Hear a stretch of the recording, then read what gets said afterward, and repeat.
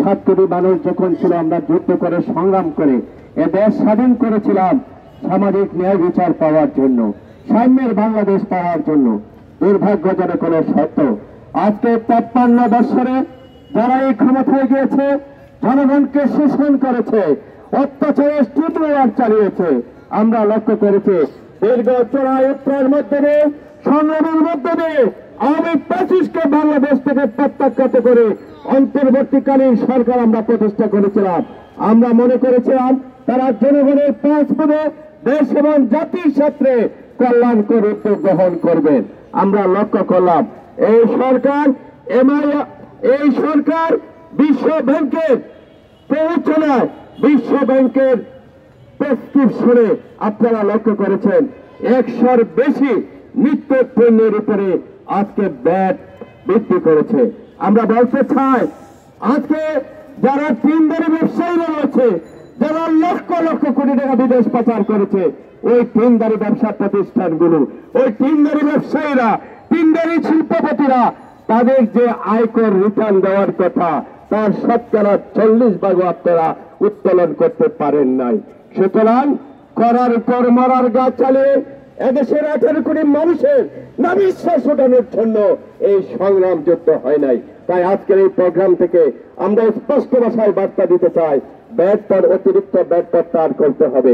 আমদানিকৃত খাদ্য পণ্যের উপর শুল্ক কমাতে হবে, তা না হলে এদেশের জনগণ আবার নতুন করে সংগ্রাম গড়ে তুলতে হবে। প্রিয় ভাইরা আমার, শুধু সেখানে শেষ নয়, আজকে সবজির বাজারটা ন্যূনতম স্থিতিশীল হয়েছে, কিন্তু 1 কেজি চাল কিনতে গেলে কৃষকের 100 টাকা লাগে, শ্রমিকের 100 টাকা লাগে। আপনারা লক্ষ্য করেছেন এই সরকার আসার পরে আওয়ামী লীগের আমলে টিসিবি কার্ড হয়েছে বিদায় 1 কোটি টিসিবি কার্ড বাতিল করার সিদ্ধান্ত নিয়েছে। আমরা তার প্রতিবাদ জানাই। আমরা বলতে চাই যারা আওয়ামী লীগ উদ্দেশ্য প্রণোদিত ভাবে যদি কোনো কার্ড বিতরণ করে, আপনারা সেখানে ইউনিয়নের সচিব এখানে কর্মরত হয়েছে, তাদের মধ্য দিয়ে আপনারা যাচাই বাছাই করে তাদেরকে বাতিল করুন, কিন্তু একেবারে টোটালি সাধারণভাবে 1 কোটি টিসিবি কার্ড আপনারা বাতিল করতে পারেন না। সুতরাং এই দালালভাবে টিসিবি কার্ড বাতিল না করে আপনারা টিসিবি আবার পুনরায় চালু করতে হবে, নতুবা আবার জনগণ আন্দোলনে নামবে। তৃতীয় যে কথাটি বলতে চাই, প্রিয় ভাইরা, আমরা দীর্ঘদিন 16 বছর সংগ্রাম করেছি।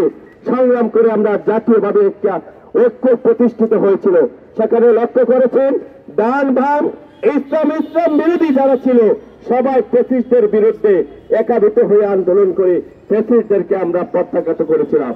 দুর্ভাগ্যজনক সত্য, রাজনীতিবিদরা 53 বছর আপনারা রাষ্ট্র পরিচালনা করেছেন, 53 বছরে আপনারা শান্তি দিতে পারেন নাই, আইন শৃঙ্খলার উন্নয়ন ঘটাতে পারেন নাই, দুর্নীতিতে বাংলাদেশকে বারবার চ্যাম্পিয়ন করেছেন, দেশের প্রত্যেক টাকা লক্ষ লক্ষ কোটি টাকা আপনারা বিদেশ পাচার করেছেন, দেশে আপনারা আজকে সন্ত্রাসী কার্যকলাপ চালিয়েছেন, আপনারা দর্শনের সেঞ্চুরি পালন করেছেন। সুতরাং আপনাদের ষোলকলা দেখা শেষ হয়েছে।